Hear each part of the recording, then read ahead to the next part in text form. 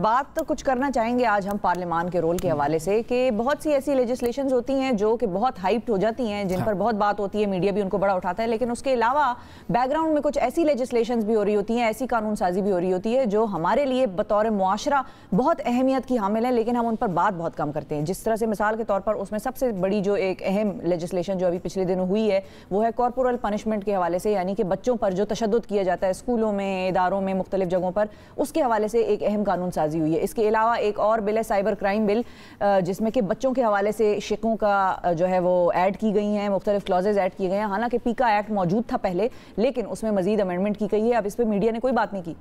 और मीडिया का मसला यही है ना कि वो जो रेगुलर सियासत होती है उसके ऊपर इतना काम कर रहा होता है, इतना उसके अंदर पड़ा हुआ होता है कि वो काम से मतलब उसको काम कर रहा है, उसको काम ही कहते हैं हम लोग ना, तो वो काम कर रहा होता है तो बस वो फिर बाकी चीज़ों की तरफ तवज्जो नहीं देते। तो इसीलिए हमने सोचा कि आज इस पर बात की जाए। महनाज अकबर साहिबा हमारे साथ मौजूद हैं, पाकिस्तान मुस्लिम लीग नवाज से उनका ताल्लुक है, MNA है, और इन्होंने इन बेस में बड़ा अहम किरदार अदा किया है। अस्सलाम वालेकुम मैम। अस्सलाम वालेकुम जी, कैसी हैं आप?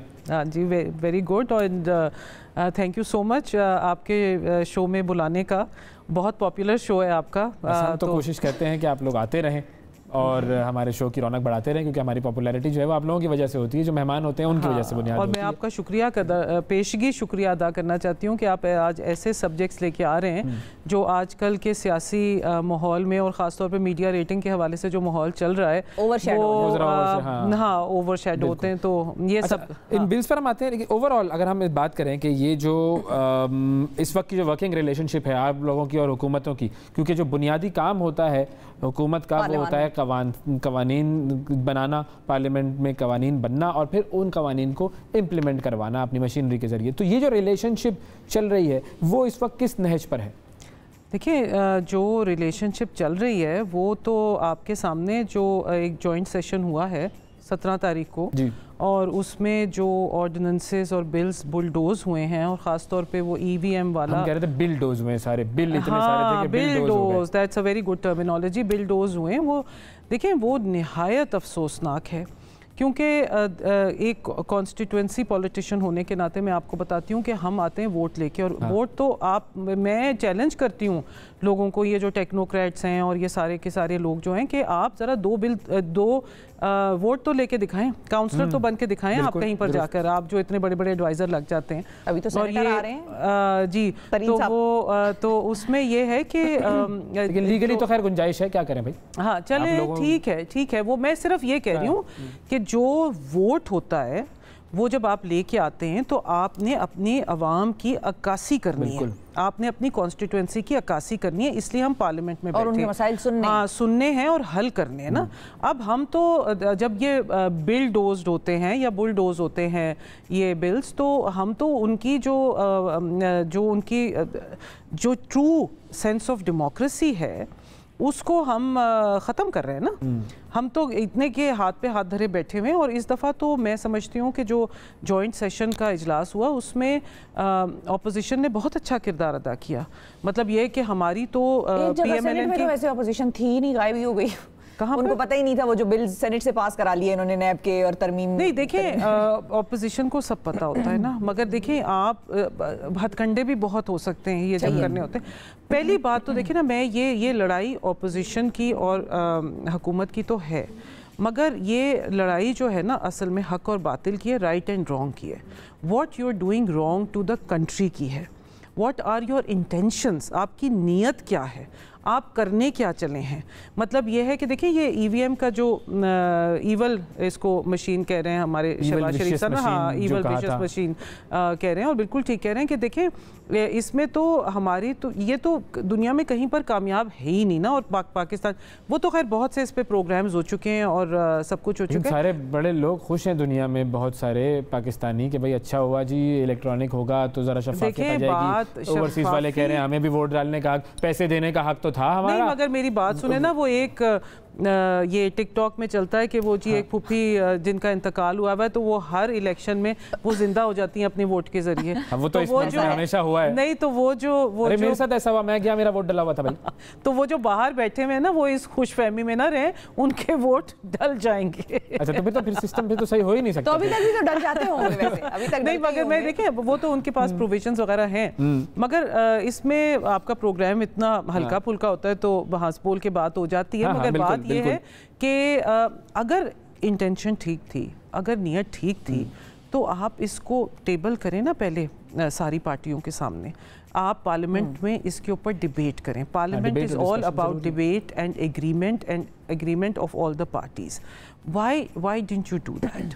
अगर आपकी नीयत ठीक थी तो आप ये करें। तो पता था ना कि फायदा कुछ नहीं होना। हाँ तो मैं सिर्फ यही कह रही हूँ, फायदा तो इवेंचुअली भी कुछ नहीं होगा, क्योंकि हमारी आवाम, मैं आपको बताती हूँ कि हमारी आवाम में और ख़ास तौर पे हमारे जो यंगर लॉट है जो पिछले इलेक्शन साइकिल में मेरा ख्याल है फर्स्ट टाइम वोटर्स थे, वो काफ़ी बाशऊर हैं, काफ़ी बाशऊर हैं। और देखें और जो सख्तियां आ रही हैं ना मुल्क के ऊपर, इन्फ्लेशन है, अभी IMF ने पूछ लिया है कि जी कोविड के जो पैसे आपको दिए थे वो कहाँ गए, उसके बारे में कोई बात नहीं कर रहा। कोविड के लिए उन्होंने बहुत से अलाउंसेस दिए थे, बिलियंस ऑफ डॉलर्स में दिए थे, वो पैसे पता ही नहीं है कहाँ चले गए। सबको वैक्सीन लगी, सब कुछ हुआ, कहाँ लगे, उसमें से आपको लगी वैक्सीन? नहीं मुझे तो लगी, मगर वो मुझे चाइना ने जो भेजी थी वो लगी, फ्री में जो भेजी थी। नहीं लेकिन ये वो वाले पैसे नहीं थे, IMF के वो वाले पैसे नहीं थे, कोविड फाइनेंसिंग के पैसे नहीं थे।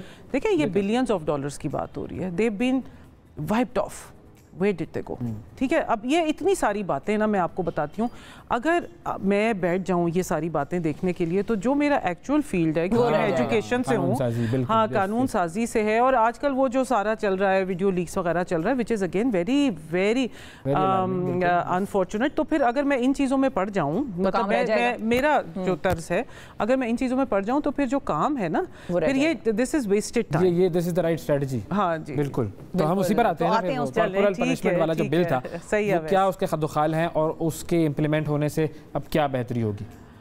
देखिए अवैस, जैसे कि और भी मसले मसाइल पाकिस्तान में बहुत से हैं, अच्छाइयाँ भी बहुत हैं पाकिस्तान में। जब मैं अपनी कॉन्स्टिट्यूंसी शकरगढ़ और ज़फ़रवाल को देखती हूँ तो मुझे अच्छाई नज़र आती है। बहुत एजुकेशन लेवल है और बहुत ख़वातीन बड़ी मुतहर्रिक हैं और बड़ा पॉजिटिव है, मतलब यह कि जुस्तजू है आगे बढ़ने की ना। मगर जब मैं अपने इर्द गिर्द देखती हूँ और हमारे सोचने वाले और बाशऊर लोग जो अपने इर्द गिर्द देखते हैं, वो ये देखते हैं कि तशद्दुद, चाहे वो ख़वातीन के ख़िलाफ़ हो, चाहे वो बच्चों के ख़िलाफ़ हो, और ये जो रेप एंड किलिंग्स वगैरह है, ये सब कुछ बढ़ रहा है ना। और ये शुरू पावर रिलेशन से होता है और ये जाता सारा तशद्दुद के ऊपर है।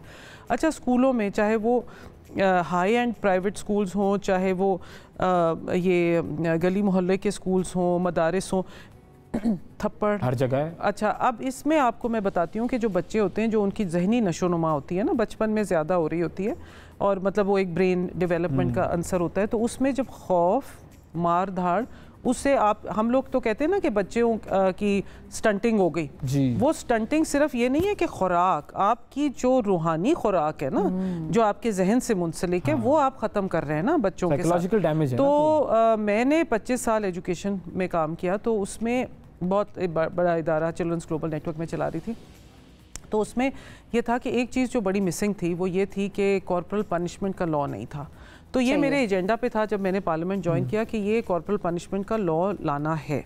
और इसमें यह है कि बंदिश है ना, इसमें एक लॉ आ गया, एक एक्ट आ गया, एक रूल्स ऑफ बिजनेस आ गया, और इसमें ये बड़ी मल्टी फैसेटेड है।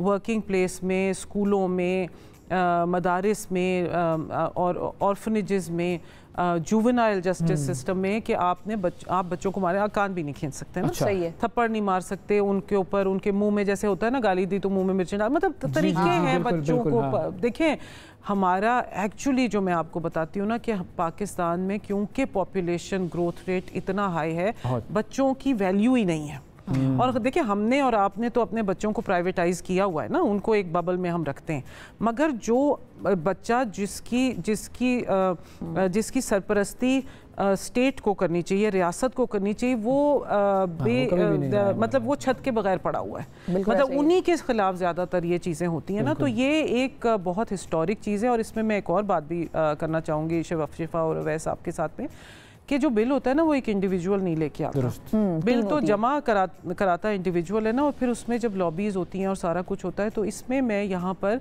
बहुत तारीफ़ करना चाहूँगी। ये बाई पार्टीजन बिल था, मतलब मेरा था तो प्राइवेट मेंबर्स बिल, मगर ये कि सपोर्ट सब पार्टीज़ ने किया, स्पीकर ने सपोर्ट किया, मेरी अपनी पार्टी ने बहुत सपोर्ट किया, मरियम नवाज़ शरीफ ने बहुत सपोर्ट किया इसको, और शहबाज शरीफ तो आपको पता है कि काम करते हैं एजुकेशन में पंजाब में बहुत ज़्यादा, तो हम लोगों को पता था कि इस बिल की क्या अहमियत है। और इसके अलावा जो है ना ये शहजाद रॉय ने इनेबलिंग एनवायरनमेंट, इसके देखिए ना इनेबलिंग एनवायरनमेंट बनती है ना, एक नैरेटिव बनता है। बिल में मैं क्योंकि सजाओं की तरफ जरा फौरन पहुंच जाता हूँ ना कि भाई बताओ भाई सजा क्या होगी, अब अगर कोई ये करेगा तो मैकेनिज्म क्या होगा। जी जी, कि अगर कहीं पर कोई चीज़ रिपोर्ट होती है। अभी रिसेंटली एक वाकया हुआ था लाहौर में, उससे पहले भी हुआ था कि बच्चों को इतना मारा गया कि वो उनकी डेथ ही हो गई।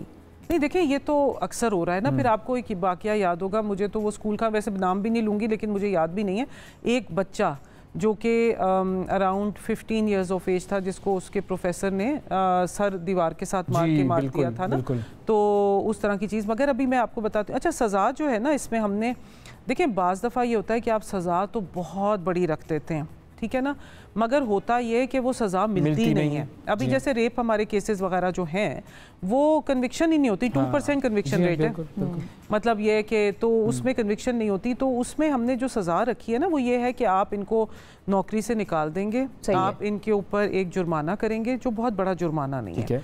अच्छा इसमें यह है कि आप देखिए एक बंदे के ख़िलाफ़ आप चले जाते हैं ना, आप जिसको कहते हैं बेइज्जती, जी हाँ। बेइज्जती का अमल जो है ना, हमने उस तरफ भी आना है, हम सज़ा बहुत कड़ी रख देते हैं, मगर मैं दूसरी तरफ जो पीका बिल की बात करूंगी उसमें हमने सज़ा बहुत ज़्यादा रखी। अच्छा तो इसमें यह है कि ये हमने सज़ाएं जो हैं वो यही है कि नौकरी से निकाल देंगे, डिमोट कर देंगे, बेइज्जती का होगा। और इसमें फिर यह कि मैजिस्ट्रेट इन्वॉल्व है और ये फेडरल गवर्नमेंट के अंडर में आता है। और मेरा ख्याल में इसमें दो अभी जब रूल्स तो जो एजुकेशन है वो तो क्योंकि प्रोविंशियल सब्जेक्ट है, तो क्या ये नहीं ये बिल आईसीटी के लिए, ठीक है, इस्लामाबाद इस्लामाबाद कैपिटल टेरिटरी के लिए। तो इसमें देखिए दो आंसर हैं इस बिल में, एक ह्यूमन राइट्स का आंसर है और एक एजुकेशन का आंसर है।